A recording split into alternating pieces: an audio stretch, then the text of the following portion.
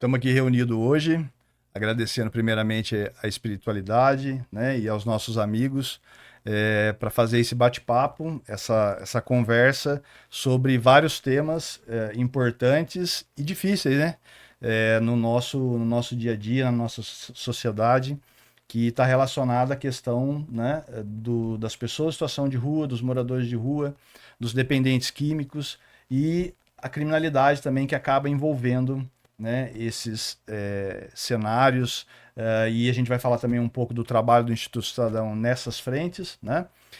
Meu nome é Maurício, sou assistente social, a gente faz esse trabalho já no Instituto há vários anos. Estamos aqui com o seu Fernando, né, que faz um trabalho, tem muita experiência na área da dependência química, faz um trabalho voluntário junto com a gente e em outras instituições também. Ele vai falar um pouco desse trabalho, qual que é o resultado que tem, né, essas ações, essas frentes na onde atua, né, o Amor Exigente e outras ações que ele realiza. A doutora Eliana, que é advogada, que é voluntária também, vai estar conversando um pouco com a gente aqui sobre essa parte jurídica, né? O nosso amigo André, que é policial federal, e que também tem um trabalho, né, educativo, preventivo nas escolas, tem conhecimento, tem know-how nessa questão da criminalidade, da questão das drogas principalmente. Então, assim, eu acredito que a Maurício, eu conversa de sou hoje voluntário e é do voluntária Instituto Cidadão há pelo mais de 10 há anos. mais de 10 Há anos. mais de 10 Agora ele anos. está contando a idade aqui, né? E aí a gente vai conversar um pouco, né, sobre essas questões, o que está relacionado, né, nessas temáticas do dia de hoje. Como o André falou, né, que já está há mais de 10 anos aí no trabalho voluntário no Instituto Cidadão, Uhum. eu vou começar perguntando para o André o que, na sua opinião, o que esse trabalho voluntário, essa ajuda que a gente faz, principalmente para as pessoas em situação de rua, os dependentes químicos, o que isso, na sua opinião, muda na vida de quem recebe esse atendimento, essa ajuda? Olha, é uma oportunidade, inclusive até no grupo do Instituto. Hoje eu postei um vídeo bem bacana, um depoimento de um empresário, em que ele faz o atendimento era um andarilho, né? Uma pessoa. Olha que interessante. O que ele precisava de uma conversa. Ele precisava e foi imagine o dono de uma empresa, ele para tudo que ele faz, aí ele vai na rua, ele convida a pessoa para beber água no local. Essa pessoa não se sente digno de entrar na empresa dele. Olha que é o dono convidando, o dono vai lá fora, vai lá dentro, pega a água, convida e deixa uma ordem para os funcionários, que era toda vez que ele chegasse, quem iria atendê-lo seria ele. Passados anos, a vida da gente às vezes dá uns reveses, ele perdeu tudo e depois, durante essa conversa, ele descobre que essa pessoa, ele era um alto executivo de uma multinacional. Depois que ele perde tudo, aí passado alguns anos, quem é que vai estender a mão? Exatamente essa pessoa. Então, essas pessoas que estão na rua são nossos irmãos. Infelizmente, eu aprendi muito no Instituto Cidadão sobre esse público, que é um público assim, difícil, é uma verdadeira missão o que o Instituto Cidadão faz em relação a isso, porque a gente tá trabalhando, né, tá procurando ajudar pessoas que têm problemas psiquiátricos, têm problemas de drogadição, é um público difícil. Se resgatar essa pessoa da rua é complicado, realmente. Então, parabéns ao Instituto por essa iniciativa. É uma batalha de cada dia. Eu sei disso porque estamos juntos aí há um bom tempo. Legal. Eu agradeço, André, e um pouco disso que você falou, que você trouxe, é a realidade, né? Os ciclos da vida, né? A gente acaba se encontrando, trocando, né, experiências, informações em determinados momentos, né? E, assim, a questão da dependência química, ela está muito forte, principalmente nas pessoas em situação de rua, o quadro psiquiátrico, as dificuldades, né? E assim, eu acho que seria interessante a gente, inclusive, traçar e mostrar, né, para as pessoas que estão nos assistindo, como qual é o perfil, né, dessas pessoas que vivem nas ruas, do próprio dependente químico, O Fernando tem uma trajetória nesse trabalho preventivo aí, tem uma história de vida também que eu conheço, né? Que é exemplo e assim emociona quando a gente conversa sobre isso. Mas eu queria saber do Fernando, se a gente pudesse traçar hoje um perfil do dependente químico, o que que você poderia dizer em relação ao que é o dependente químico e qual que é o perfil dele hoje, o Fernando? Eu quero primeiramente agradecer, né, essa oportunidade de estar aqui com vocês, de participar desse instituto, né, eu já estou percebendo que é um grande trabalho, né, que faz uma diferença enorme na sociedade. E nós estamos aqui para se juntar a esse trabalho, né? Então, o dependente químico, né, ele é uma pessoa doente. Então, ele adquiriu, existe aquele dependente químico que já está doente e aquele que está caminhando para a doença. Mas, no final das contas, ela é uma doença, tem até CID com relação a essa doença, onde a pessoa, ela, algum momento da vida dela, por vários problemas, agora não importa aqui o problema que ela está passando, ela experimentou alguma substância e ela acabou se tornando dependente dessa substância. Então, não existe assim, um perfil exato se você vai ser um dependente químico ou não. Isso é uma questão até de genética, né? Então, a pessoa tem a propensão genética de se tornar um dependente químico, e se ela experimentar alguma substância psicoativa, né? Pode ser lícita ou ilícita, ela acaba se tornando um dependente daquela substância. Pode ser álcool, pode ser cocaína, pode ser a nicotina. Então, qualquer produto que altere o seu humor, ele pode se tornar um dependente. E existem aqueles também que usam essa substância e não se tornam dependentes. São as pessoas que não têm essa propensão genética. Então, tem vários fatores, ela é multifatorial, que não dá para a gente agora ficar analisando por que ele é um dependente químico. Ele é um dependente químico porque, em um momento da vida dele, ele estava passando por alguns problemas e ele acabou experimentando aquela substância, né? Ou então até não tinha problema, mas às vezes uma balada. Igual meu filho, né? Eu sou pai de um dependente químico. Então, a gente sabe muito bem essa trajetória na prática, no sangue, né? Então, eu senti no sangue o que é a pessoa se tornar um dependente químico. Então, Quanto tempo que o senhor Fernando faz esse trabalho? eu estou nesse trabalho em função desse filho, né? Porque eu já estou aqui, já estamos aqui em Pinda há 21 anos. A nossa entidade, o Amor Exigente, ela está no Brasil há 40 anos. Então faz 40 anos que existe esse trabalho no Brasil inteiro. Eu trouxe essa proposta para Pinda há 20 anos atrás, em função desse meu filho. Então, como o meu filho estava enfiado nas drogas até o pescoço, né? Eu não sabia mais o que fazer com ele, eu fui estudar o porquê que a pessoa se torna dependente químico e o que fazer para ajudá-la. Aprender a lidar com isso. Aprender a lidar com a drogadicção. Esse que é o lance, a pessoa tem que aprender a lidar com isso.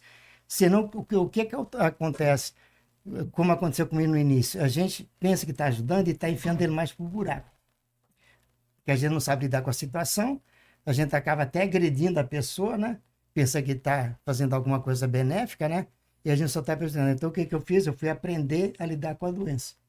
Acho que isso é importante, inclusive para quem está nos assistindo, de entender, né, que a dependência química, a própria situação de rua, né, em alguns casos, né, a gente não pode generalizar tanto para um lado nem para o outro, né, mas não é sem vergonhice, é uma doença, né, Exatamente. incurável, progressiva e fatal, porque se não Exatamente. tratar, não acompanhar, a pessoa morre, né? Morre, é o caminho da morte. Ou é a morte, ou a cadeia, é 3C, né? É, É cemitério, cadeia, ou então a recuperação. Se ele não procurar a recuperação, não tem jeito. ele pode ir para a cadeia ou pode ir para o cemitério. Não tem outro caminho. E a gente sabe desse trabalho preventivo que você faz lá, que o Amor Exigente realiza, né? E outros que a gente também tem os parceiros, mas tem no meio disso, né? Um item importante que é a gente trata da justiça restaurativa, né? O que seria o resumo dessa justiça restaurativa? Então, essa justiça restaurativa que você está se referindo não é o que nós fazemos, tá? Existem dois tipos de trabalho que é realizado pelo Ministério Público. É a justiça restaurativa e a justiça terapêutica. Certo. Então, o que nós trabalhamos aqui em Pinda, que é uma aqui no Vale, é a única cidade, Pinda e São José. Certo. São as duas cidades do Vale que tem esse trabalho, o resto das cidades não tem.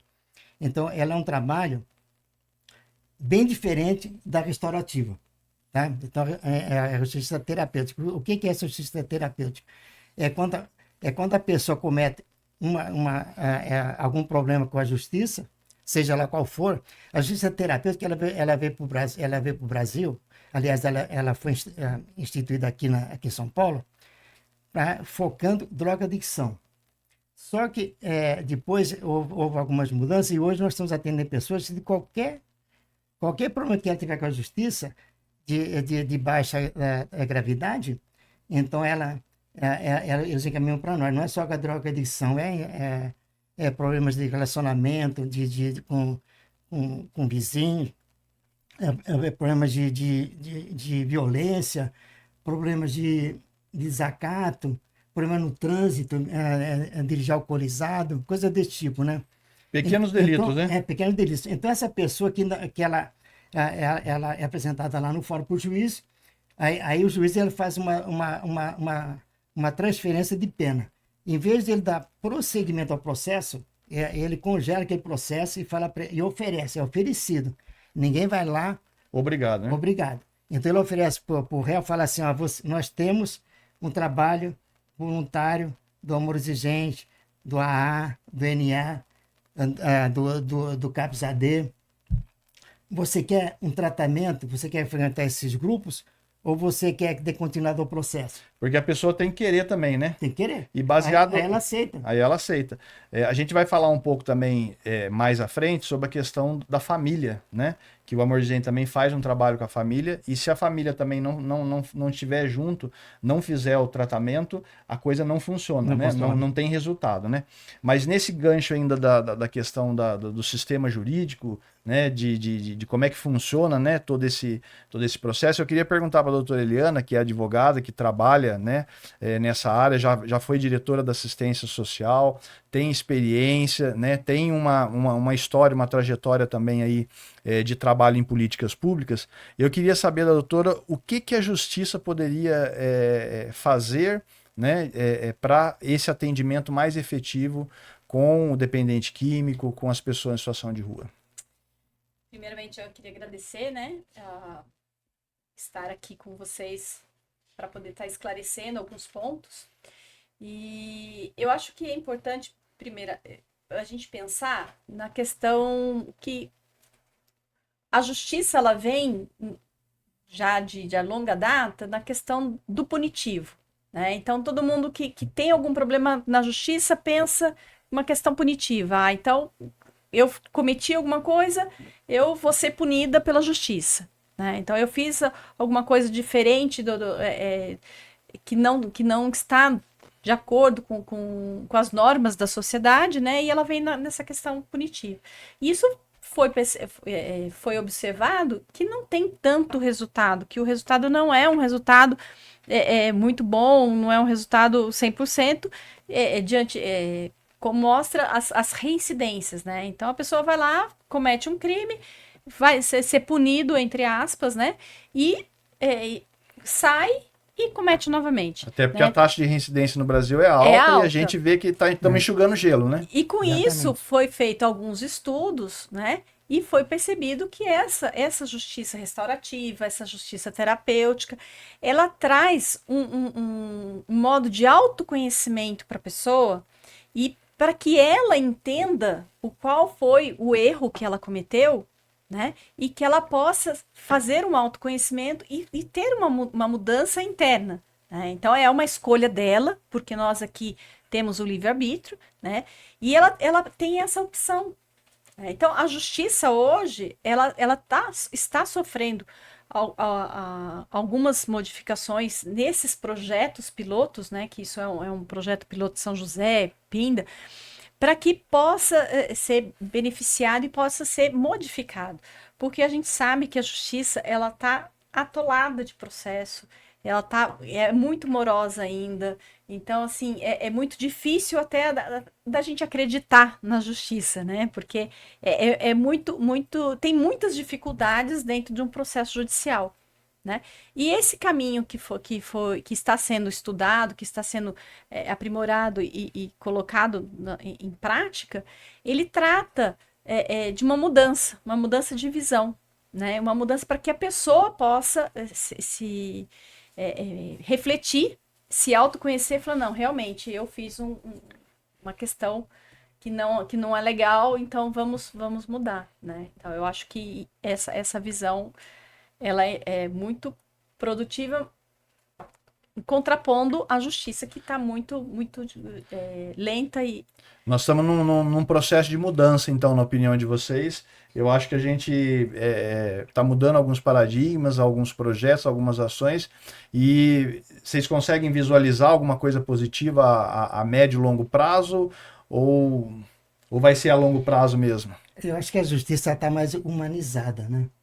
Então você veja, desde 2019 que a gente está com esse processo, com essa parceria, já cumpriram pena com a gente lá, 210 pessoas de 2019 para cá. Então foi 210 pessoas a menos, 210 processos que ficava lá empilhado lá na mesa do juiz, para ele julgar o que ele ia fazer com aquele problema, né?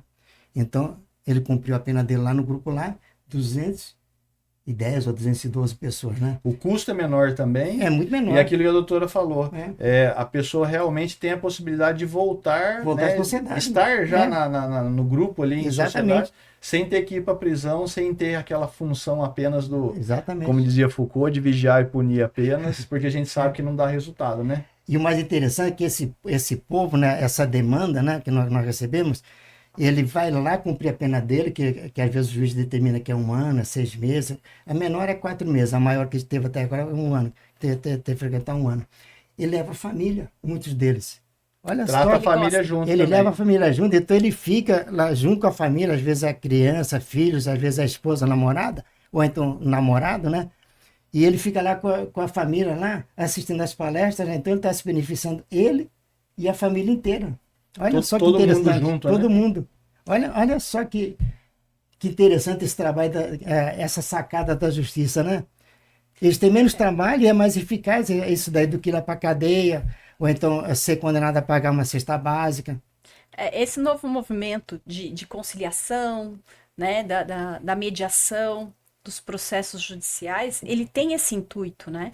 Ele tem um intuito de poder trazer a pessoa, né, pro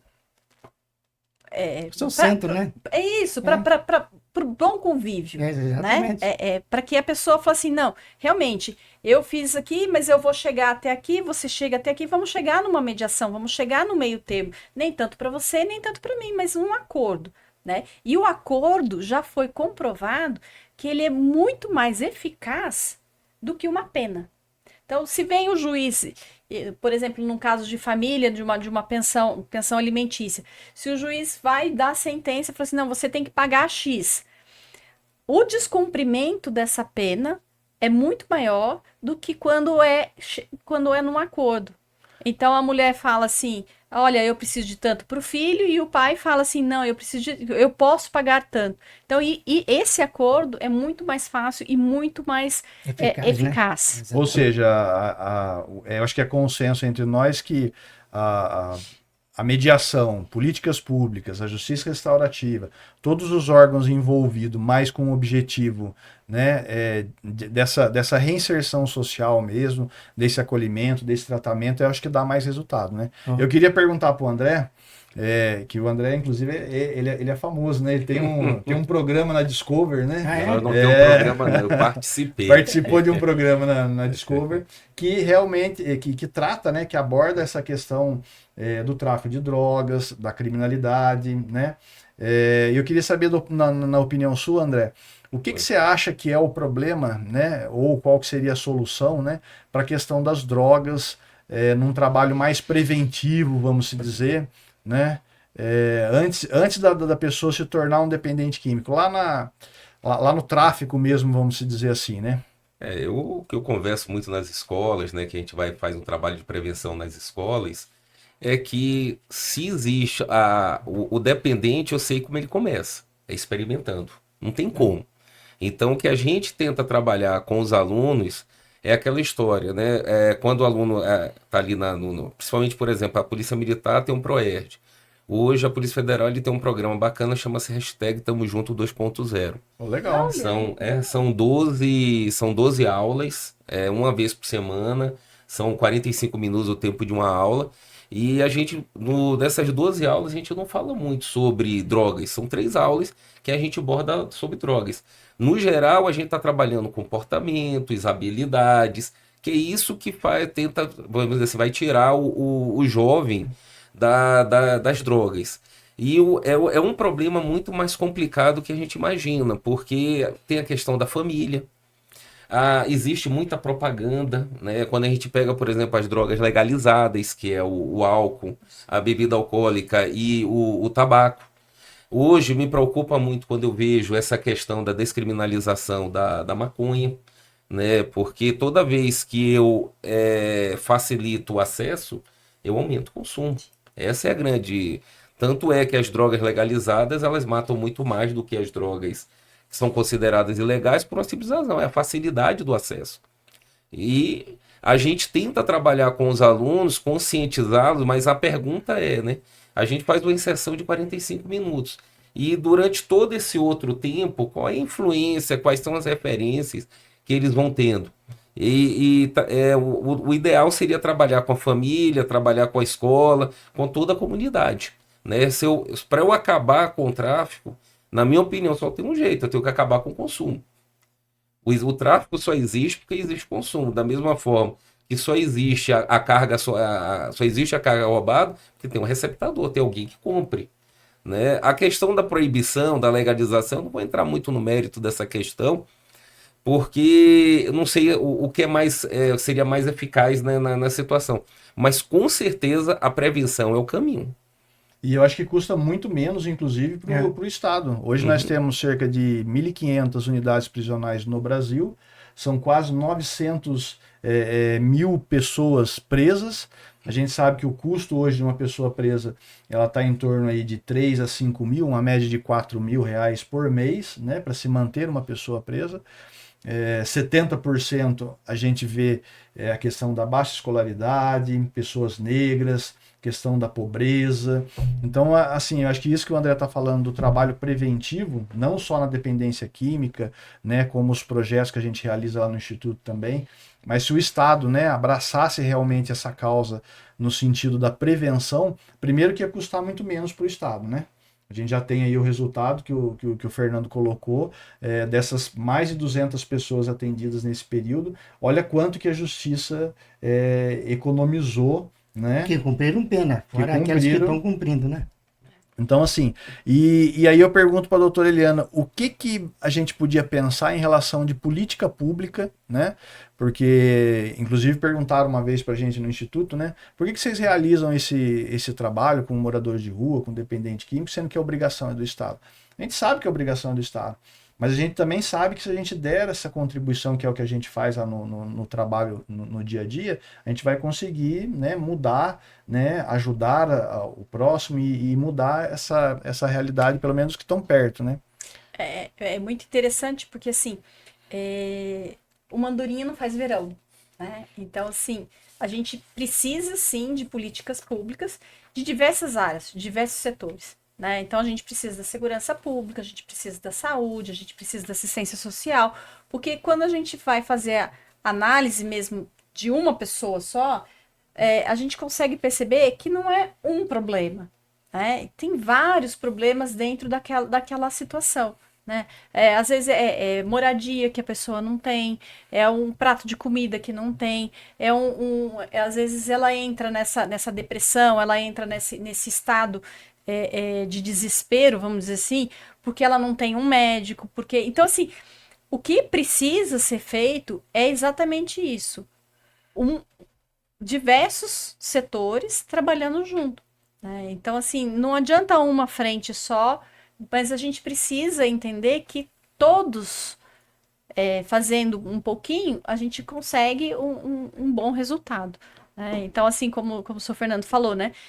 Tem no Ministério Público, lá na Justiça, tem o AA, tem o Amor Exigente, tem várias frentes, né? Que vão estar ajudando também. Então, eu acho que esse conjunto de ações é o que nós vamos conseguir atingir o O objetivo. objetivo. E aí, voltando na questão do tratamento do dependente químico em relação à questão da família que o Fernando estava falando, o que você acha que a família, qual que é a importância do trabalho, né, da família, do acompanhamento da família na questão do tratamento do dependente químico? Ó, é capacitação. Se aquela pessoa que está com essa doença, né, que é uma das doenças mais graves que nós temos no país, né, em qualquer lugar do mundo, né, que é a drogadicção. Se essa pessoa com a qual ele está convivendo, né, que pode ser irmã, pode ser a mãe, pode ser a esposa, o marido, essa pessoa está mais próxima dele, né? Se essa pessoa não tiver capacitação, ela não souber, não conhecer da dinâmica da doença, essa pessoa só atrapalha. Tem que saber lidar com a doença. Tem que saber lidar. Então, o lance de tudo isso, né? Se aprendi na marra, né? E também aprendi também estudando um pouco, né? Participando de alguns congressos. Essa pessoa que está mais próxima dele, essa pessoa tem que estar capacitada para saber lidar com ele. Saber falar para ele, saber lidar com ele, saber respeitá-lo na sua condição que está ali de drogadicção. Amar em primeiro lugar, sabe? Amar independente de qualquer condição. Porque ali atrás daquela droga, sabe que a pessoa chama que ele é um drogado, ele é um sujo, ele é sabe, um vagabundo, né? Um ladrão. Atrás daquele ser ali existe um ser humano, existe uma luz, existe um espírito. Então, aquela pessoa, ele é digno de ser respeitado, independente da condição que ele está. E o familiar não tem condições de fazer isso, de respeitá-lo, porque o que envolve ali naquele momento? Emoção. E o que mais destrói uma pessoa é o lado emocional. Mas você consegue racionalizar as coisas um pouco, lógico que não pode deixar só a razão estar na frente, mas a coisa ficar balanceada, né? Razão e emoção, você consegue muitas coisas boas. Então aí você passa a respeitá-lo, a entender porque ele está naquela situação de rua. E a família sofre, né, Fernando? Aí sofre os dois lados. A família sofre de um lado e eu sofro do outro, porque ele também sofre. Esse morador de rua, muitos deles, a gente pensa que está anestesiado pela droga ou pelo álcool, né?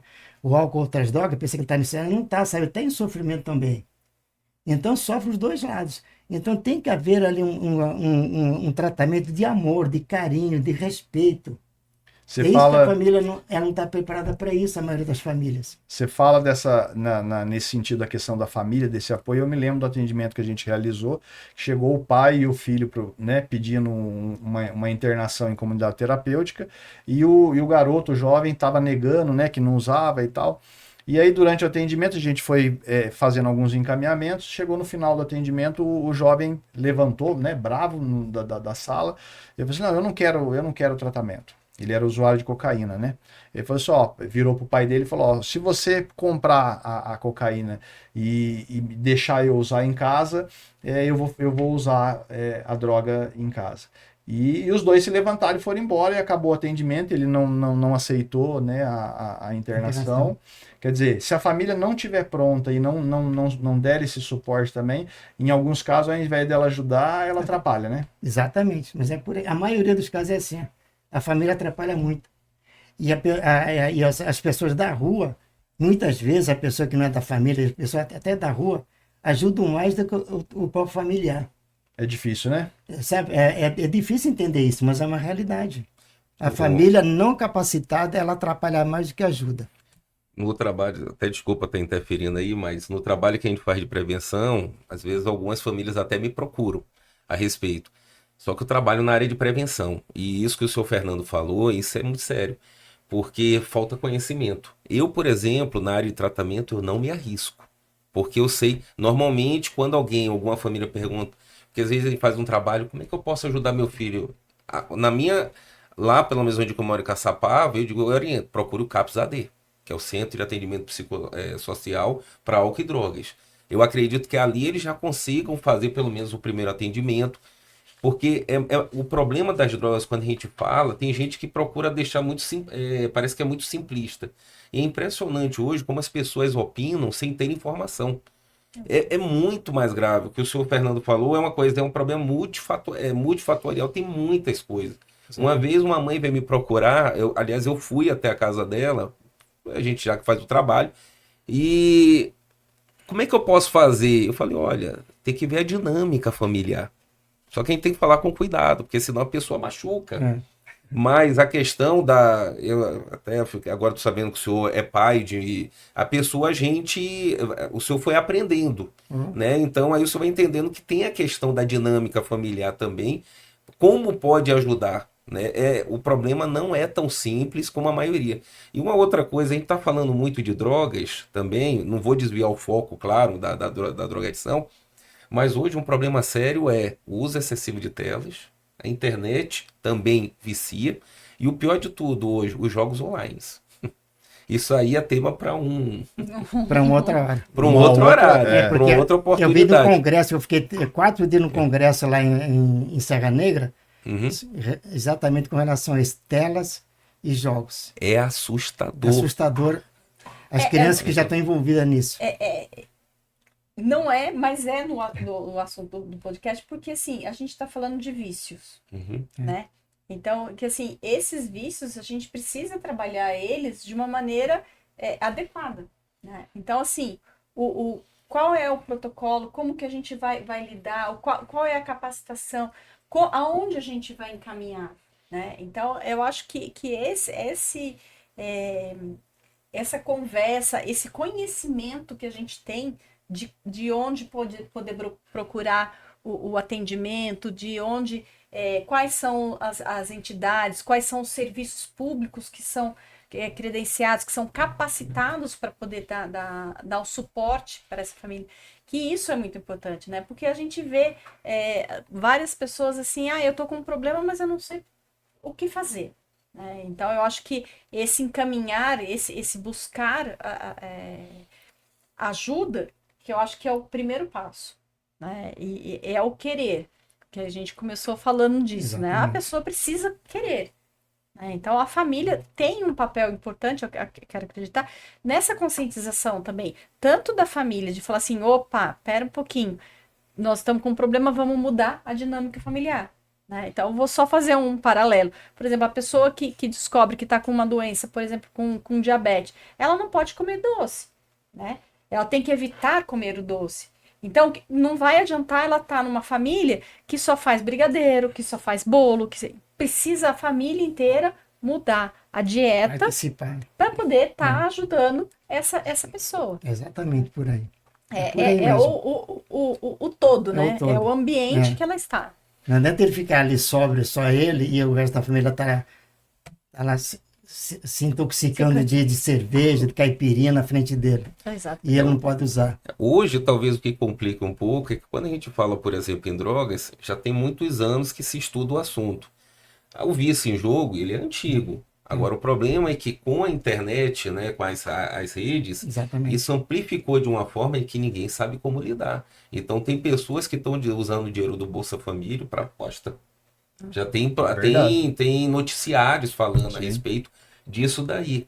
Como é que a gente vai lidar com esse tipo de situação? Eu, por exemplo, vou assistir às vezes um jogo de futebol, você não vê mais, agora é só propaganda de casas de aposta, as bets que eles chamam, não é isso?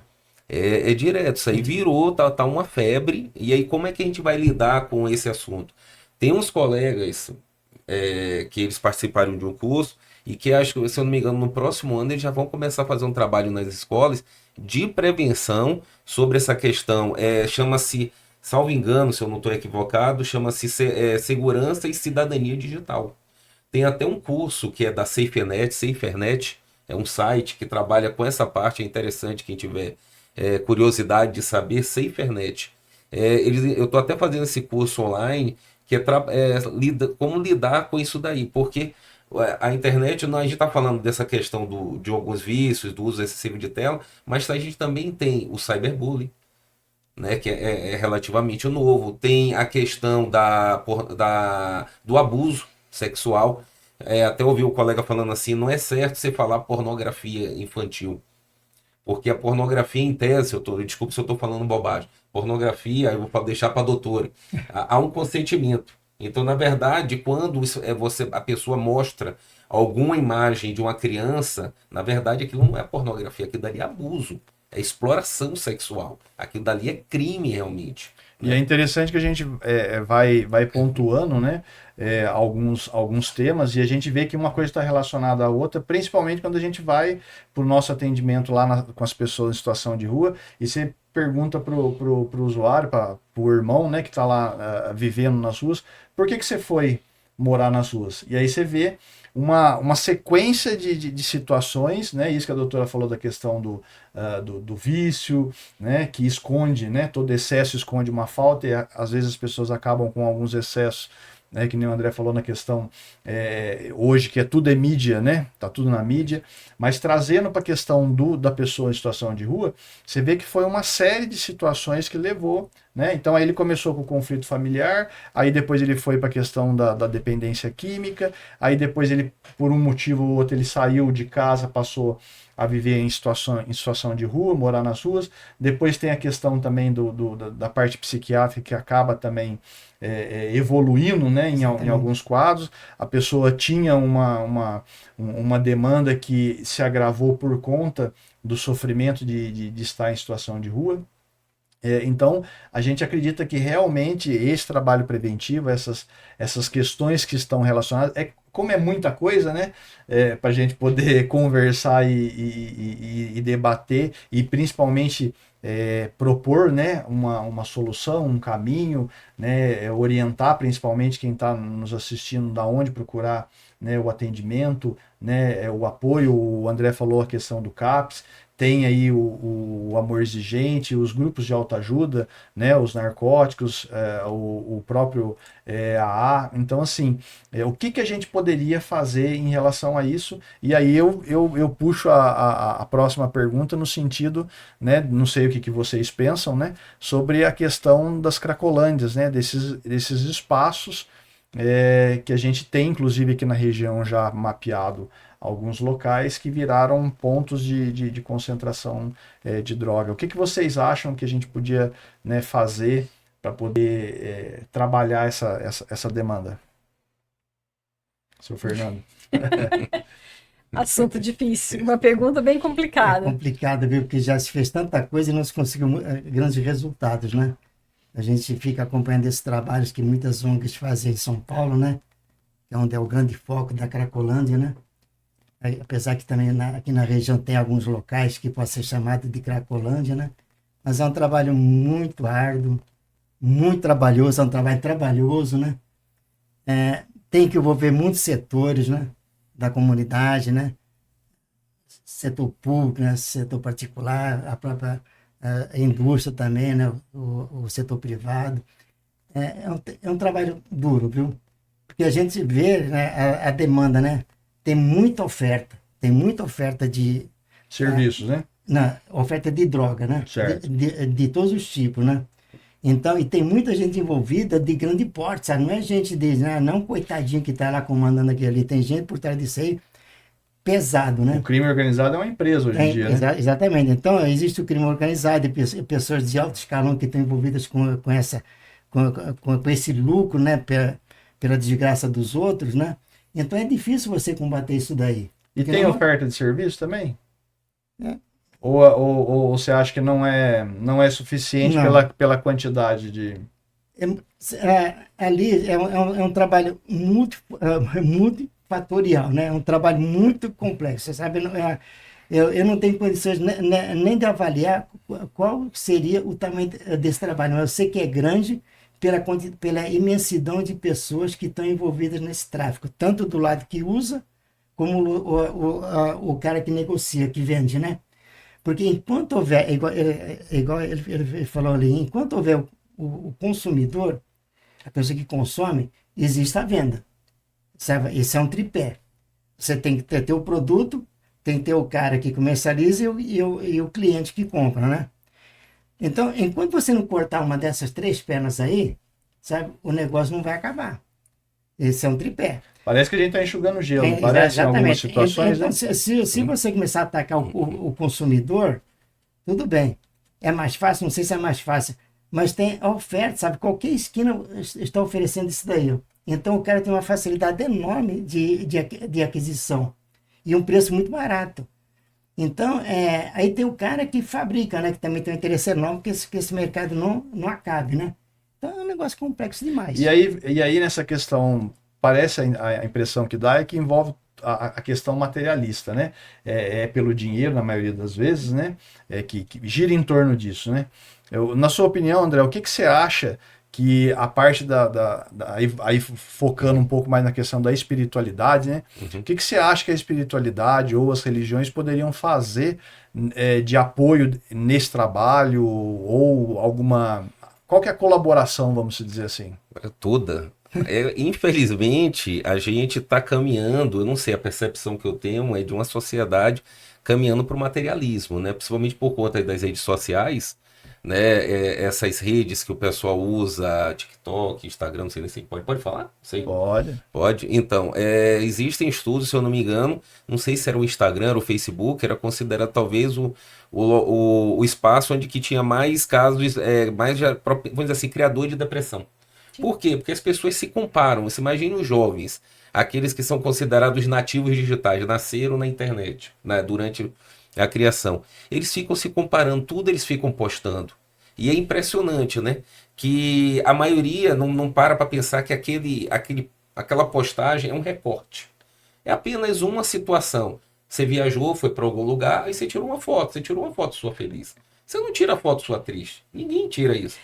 É interessante até na própria rede, né? Eles estão tentando modificar algumas coisas e tem exatamente esse recorte, né? Que é a foto bonita, sorrindo, e você vê por trás da foto, que é a pessoa triste, né? Então ela se maqueia, ela se posta de uma situação, né? Para Exatamente, né? dizer que ela tá bonita, né? E aí vem a questão materialista, que eu acho que é muito forte nisso, né? Então, assim, ela pode até nem ter comprado aquela bolsa, aquela roupa, ela pode ter pego emprestado, mas ela coloca por quê? Porque daí ela vai criar dentro do grupinho dela, dentro da sociedade dela, do espaço dela, que ela é melhor, né? Que ela é mais feliz. E que na realidade não é bem assim, né? Porque as pessoas, elas não postam as questões negativas. Ela não posta quanto tempo ela precisou trabalhar para poder conseguir aquilo lá. Sim. Né? E Então, falando assim, em fotografia, como é que vocês enxergam o morador de rua? Se vocês pudessem fazer uma fotografia hoje do morador de rua e do dependente químico, como é que vocês... Mas não existe fotografia do morador, ele é o invisível para a sociedade. Aí sim, ó, aí, ó, falou tudo, né? Exatamente. Você sabe que a gente fez uma Não provocação e é interessante que ele matou. parada, né? A gente fez como é que a gente fala a questão da fotografia profissional, né? Foi uma fotógrafa profissional, foi lá com os moradores de rua e fez o registro de vários, já trazendo essa questão da visibilidade. O nome do projeto era Vidas Invisíveis, né? E cada foto que ela colocou, que ela tirou, que assim, só a foto já diz, né, praticamente que tudo, né? Mas se vocês fossem traçar esse perfil, né, a gente começou, né, falando inclusive sobre o perfil do dependente químico, mas o Fernando, se fosse dizer o que é um morador de rua hoje, como é que você poderia explicar, né? Ela é um ser humano que está ali desprovido de vários recursos, né? Com talvez uma falta de uma espiritualidade. Agora falou que a gente trabalha muito a espiritualidade, porque eu entendo, sabe? Que na nossa vida, se nós não tivermos e não acreditarmos em alguma coisa Maior. que está fora desse corpo físico aqui, fora dessa roupa aqui, ó, a gente não chega a lugar nenhum. E esse morador de rua, falta ele acreditar que ele tem um espírito, ele tem uma alma, sabe? Que ele precisa trabalhar esse lado dele aí, ó. talvez a droga não deixe ele pensar nisso, mas é isso que está faltando nele, de alguma maneira. Ele acreditar que ele é um ser humano, com qualquer um, que ele pode sair daquela dali, ó, que ele pode sair daquela situação a qualquer momento, só basta querer. Não consegue sair, se agarra numa espiritualidade, se agarra num poder superior, numa religião, seja qual for, né, que não importa qual seja a religião. Só isso que vai tirar ele das drogas. Eu também não acredito que ninguém saia das drogas sem ter essa base espiritual. Eu não acredito nisso. O meu filho aconteceu isso também com ele. Ele só saiu das drogas quando ele se agarrou numa Bíblia. Se a pessoa não se agarrar numa força espiritual, ela não consegue sair do nada. Nem da rua, nem das drogas, e nem de outras situações traumáticas, né? É isso que eu acredito. A espiritualidade, então, ela é fundamental, e então fica aí o convite, inclusive, para as igrejas, né, para as religiões, que venham, né, ajudar a fazer, né, um trabalho, porque eu acho que tem muito potencial, né, independente, que nem você falou mesmo, independente de qual a religião que a pessoa escolhe seguir, né, mas essa parte espiritual, ela contribui, né, para esse retorno, né. E eu posso até acrescentar mais ainda, sabe? Porque experiência própria, tá? Isso aqui não é coisa de literatura. As igrejas estão muito defasadas dessa situação, a maioria das igrejas. Tem igreja que não acolhe essas pessoas. Não sabe lidar, né? Não sabe lidar. Né? Não estão capacitadas e não quer nem saber, entendeu? Muitas igrejas, não é todas, tá? Mas olha, eu já presenciei, isso é coisa que eu vi, não é ninguém que me contou, que é dessa discriminação que ainda existe em algumas igrejas com relação a esse público, né? Tanto morador de rua como usuário de droga. Usuário de droga eu não quero, aqui não. Ó, falam para nós isso daí. Assim como também tem alguns outros setores, né? Que também tem esse mesmo comportamento, né? Então tem muito trabalho pela frente, muito.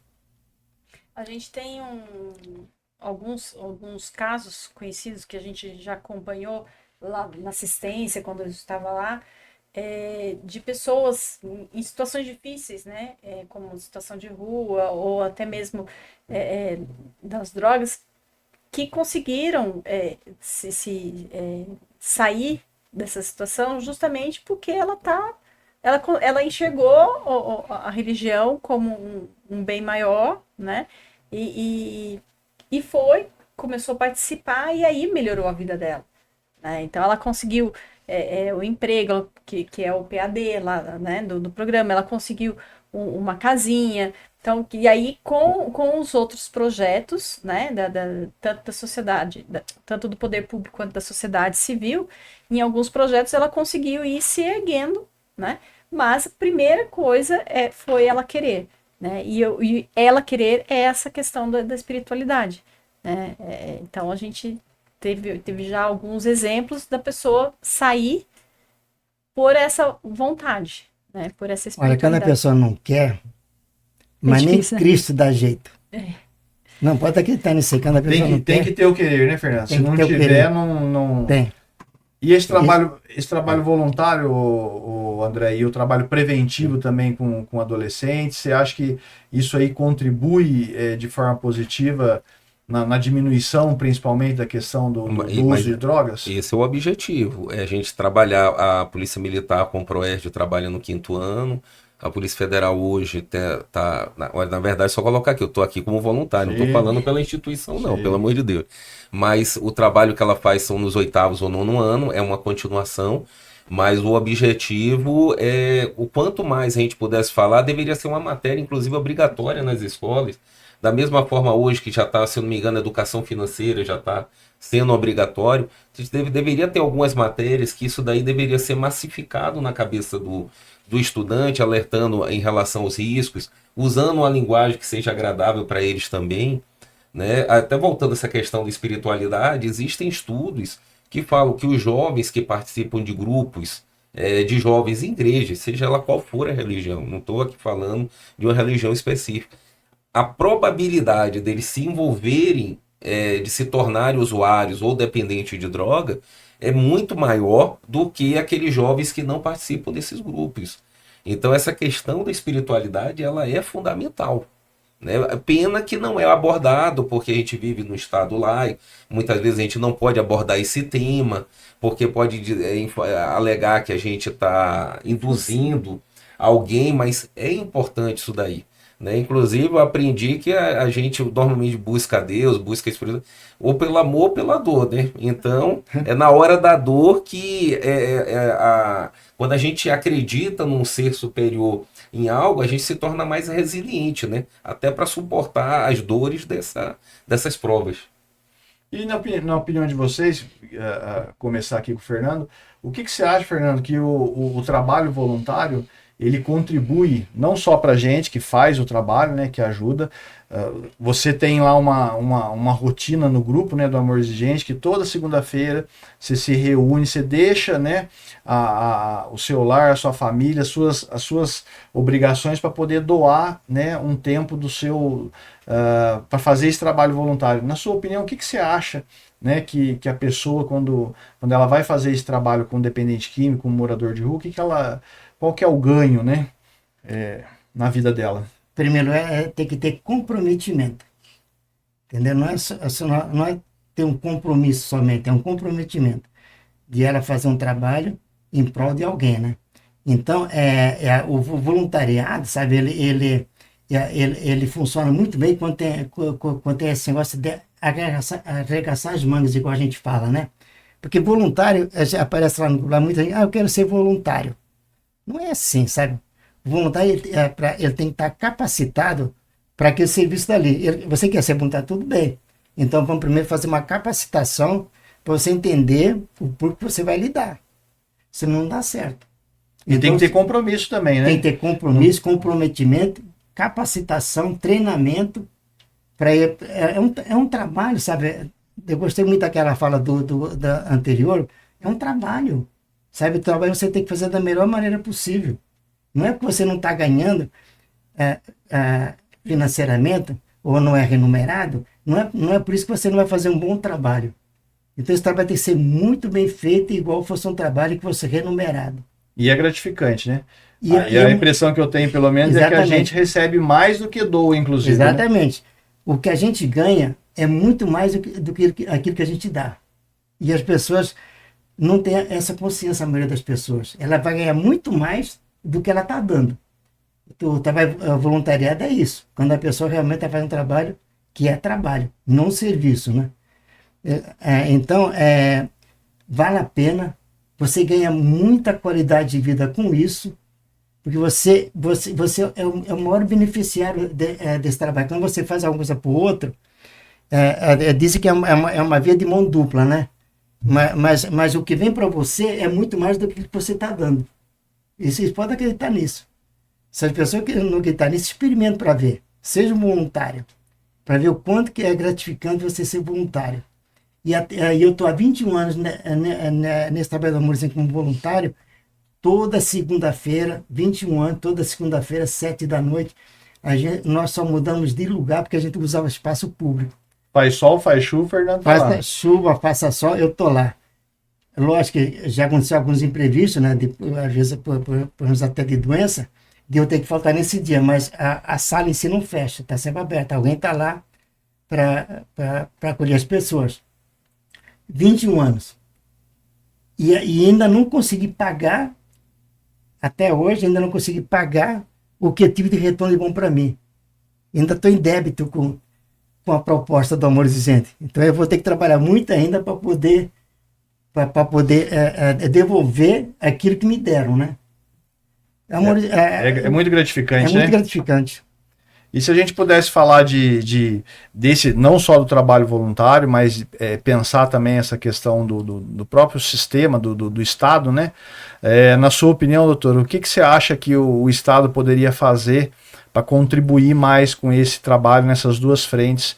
Nessas frentes, né? A gente falou um pouco da criminalidade também, que é o resultado final, vamos dizer, né? Da dependência química, da pessoa em situação de rua. Mas, na sua opinião, o que o Estado poderia fazer a mais e que não faz hoje? política pública, né? Política pública.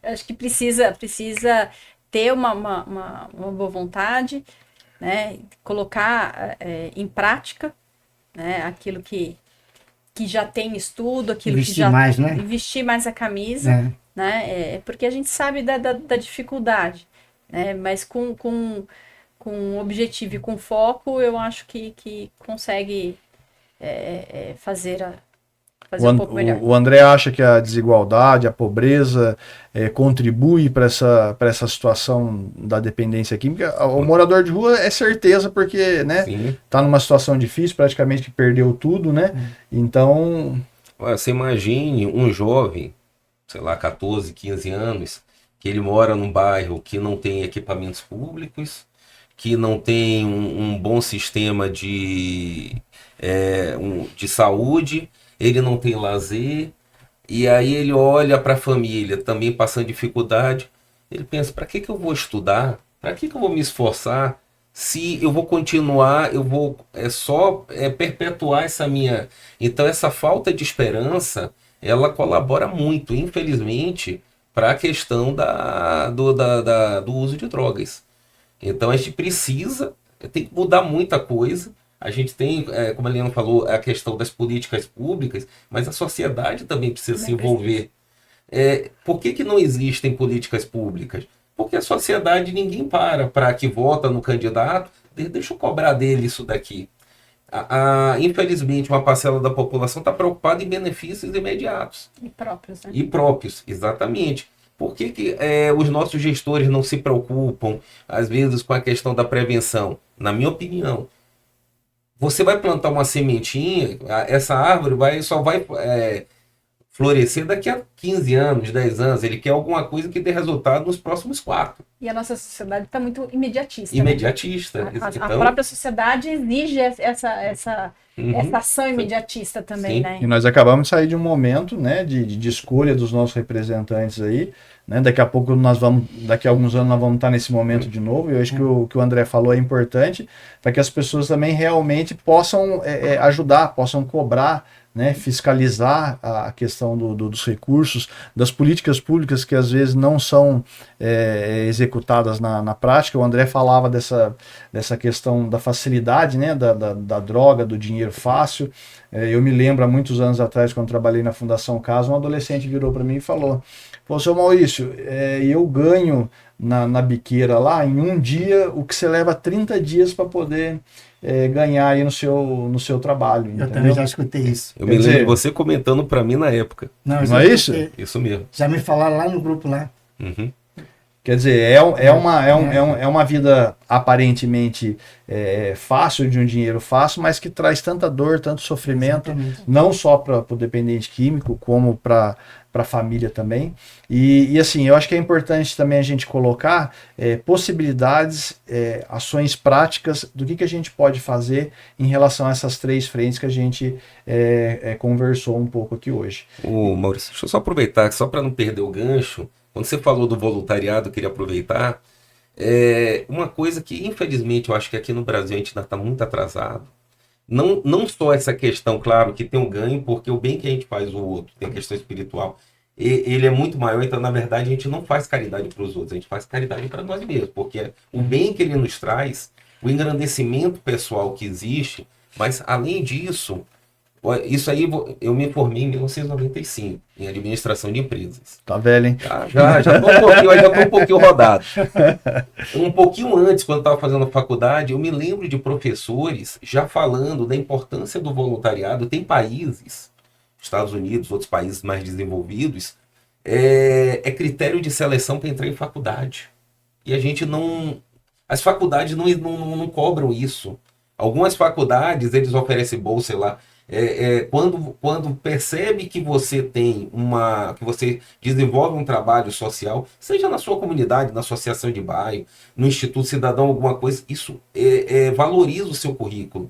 A pessoa ela que vai procurar um emprego, algumas empresas parece que já estão cobrando, porque eles visualizam aquele trabalhador, aquele colaborador que eles querem, quando eles participam de alguma instituição, quando eles têm aquele conceito de engajamento, de sociedade, aquilo traz mais, vou dizer assim, uma pessoa que sabe trabalhar em equipe, é uma pessoa que tem preocupação Tem com a vários comunidade. ganhos, né? Competência maior. Então, exatamente, eu acho que aqui, esse espaço, a gente deveria valorizar mais, falar mais sobre a importância do voluntariado, não somente na parte do bem que traz para a gente, mas claro, que isso aqui também é um bem, mas isso em reflexo das empresas cobrarem também e das pessoas terem ideia de que esse trabalho pode sim refletir, que as faculdades na hora de analisar currículos, é que aqui não é tanto assim, porque aqui a gente acaba fazendo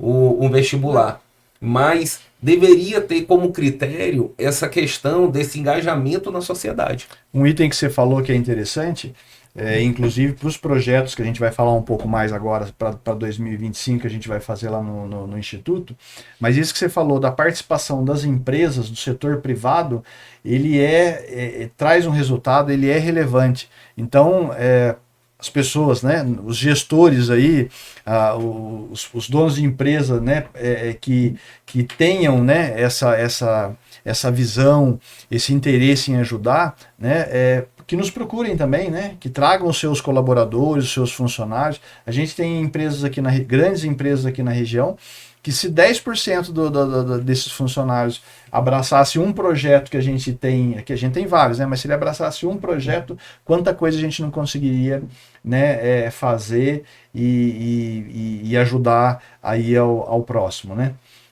Eu queria passar aqui um resumo, né, de algumas atividades do Instituto que estão aqui no nosso site, convidar as pessoas também que estão nos assistindo para que acessem, né, o site da entidade. Lá tem um resumo dos projetos, né. Então são mais de 18 anos aí, com mais de 3 mil pessoas atendidas, mais de 12 mil atendimentos. E nesses projetos que a gente já realizou, a gente conseguiu impactar, conseguiu ajudar muitas pessoas, né? Aqui para baixo a gente vai ver um resumo, né, das várias ações, né, Fundação Casa, o Transporte Solidário, a abordagem social que a gente realiza lá, o projeto de doação, né,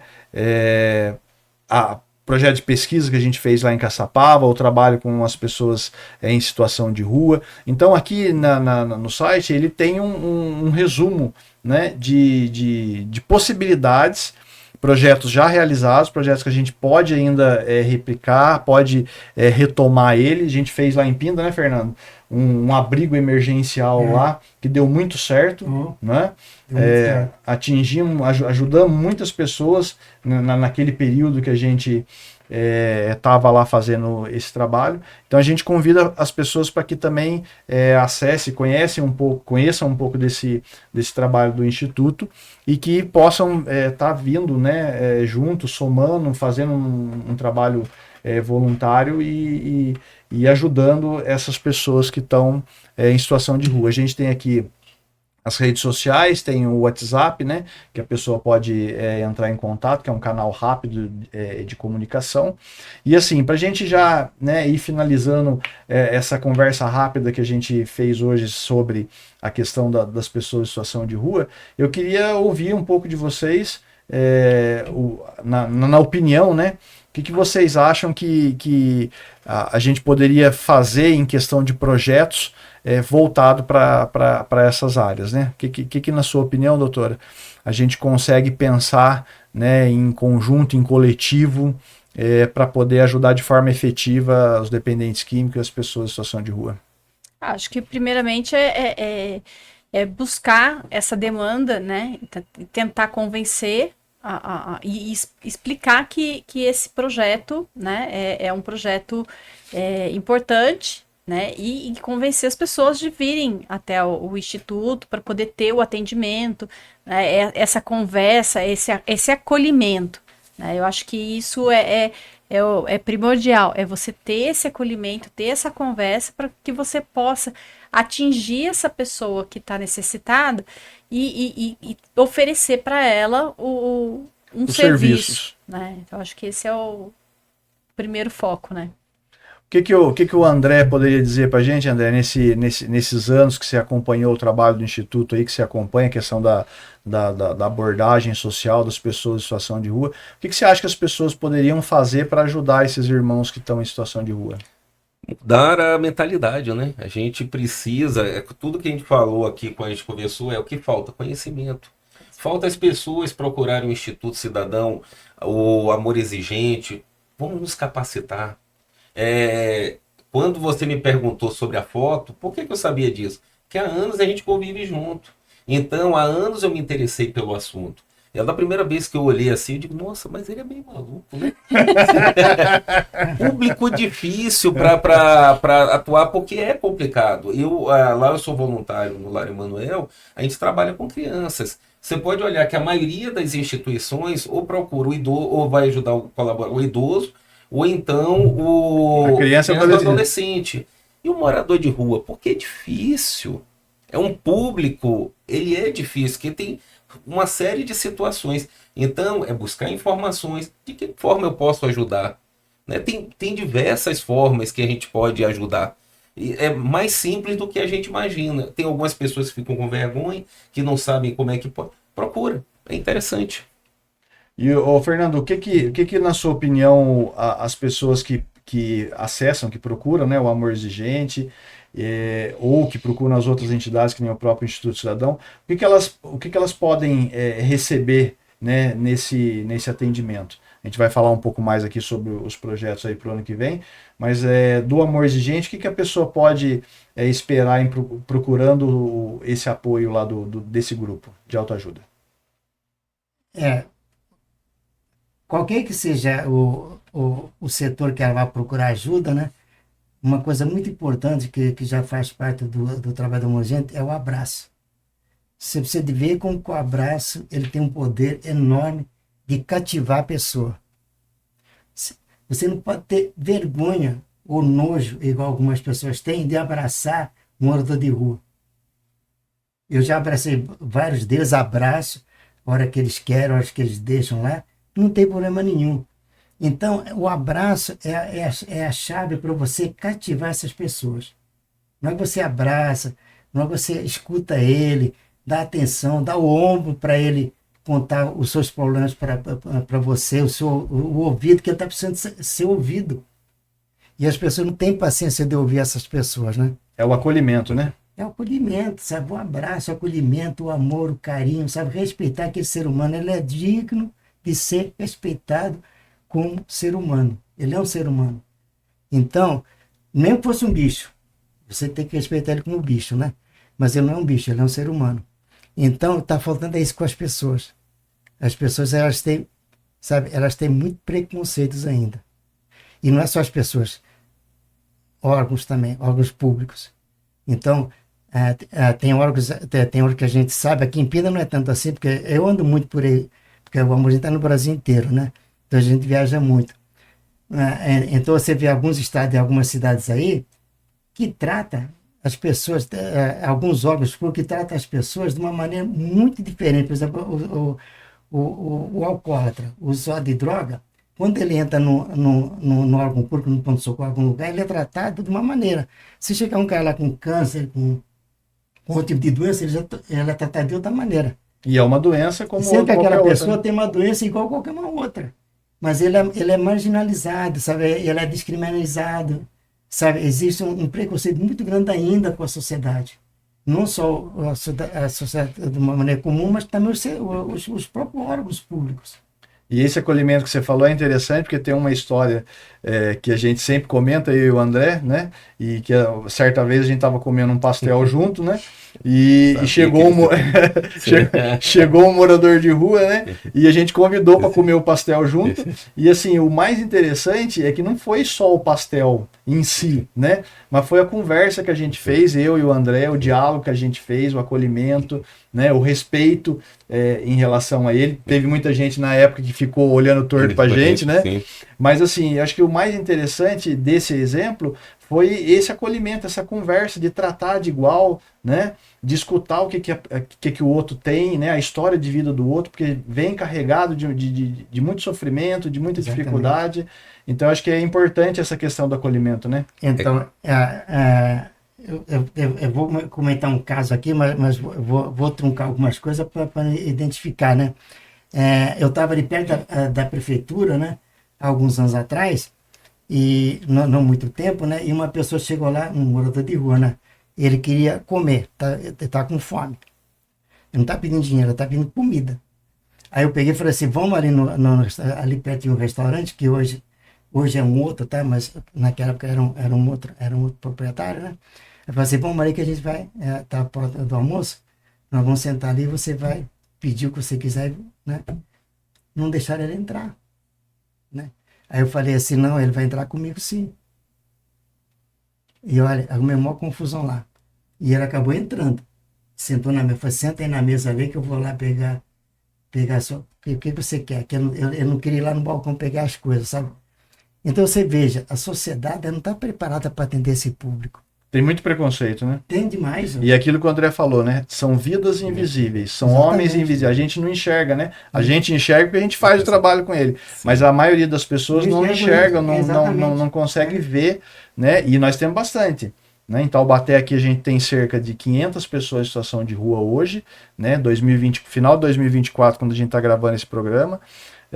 Pindamonhangaba a gente tem quase 100 pessoas em situação de rua, Caçapava cerca de 60 pessoas em situação de rua, São Paulo, que é um outro perfil, mas quase mais de 50 mil, quase 80 mil pessoas no estado inteiro. Então, assim, é muita gente vivendo em situação de rua, na questão da dependência química, né? E aí a gente fica pensando, né? O que a gente pode fazer, né, de forma efetiva, o que a gente pode ajudar essas pessoas para que deixe as ruas, para que deixe a dependência química, para que faça o tratamento. Abrir mais o coração, só isso. Né? Abrir o coração e fazer o acolhimento, né? Empatia é uma palavra muito falada, mas pouco praticada, né? Pouco praticado. A gente vê muita falação e pouca ação. Esse que é o grande problema nosso. 2025 a gente tem alguns projetos que a gente vai continuar desenvolvendo aqui no Instituto Cidadão, né? A própria abordagem com as pessoas em situação de rua, o atendimento emergencial com alimentação, higiene, o tratamento para dependência química. A gente tem algumas comunidades terapêuticas que a gente tem a parceria, que a gente pode estar encaminhando, né, essas pessoas, os irmãos de rua. Não é? Temos alguns outros projetos que estão relacionados também a essa área da dependência química, como palestras em comunidades terapêuticas, nas escolas, o trabalho preventivo. Então, assim, para ir finalizando, a gente convida as pessoas que estão, né, nos assistindo, que acompanharam essa conversa de hoje, essa prosa de hoje, que venham, né, ser voluntário, que venham nos ajudar, se junte a nós, né? Eu queria agradecer de coração aí a colaboração, né, o tempo de vocês, as palavras, essa reflexão, né? E eu acho que isso é muito importante para dar visibilidade a um tema tão complexo, que é a dependência química, que é a pessoa em situação de rua. A gente queria ter até mais tempo para poder avançar em alguns temas, mas o tempo ele é curto, então de coração eu agradeço. Queria que vocês, né, finalizassem aí, fica aberto aí para que vocês possam, né, fazer as suas considerações finais aí, agradecer e, enfim, convidar as pessoas para que venham ser voluntárias, que possam participar. E da minha parte é gratidão para vocês. Bom, então vou agradecer, obrigado aí pela oportunidade. Eu descobri agora, 18 anos, quase que eu me torno um fundador, né? Quando eu cheguei, não ia demorar muito. Naquela época eu tinha mais cabelo preto. Eu tinha mais cabelo, né? Olha lá, não tem nem cabelo mais. Faz tempo, né? Faz tempo. Mas olha, eu sou muito grato pela oportunidade. Venham, participem do Instituto Cidadão, também tem outras instituições.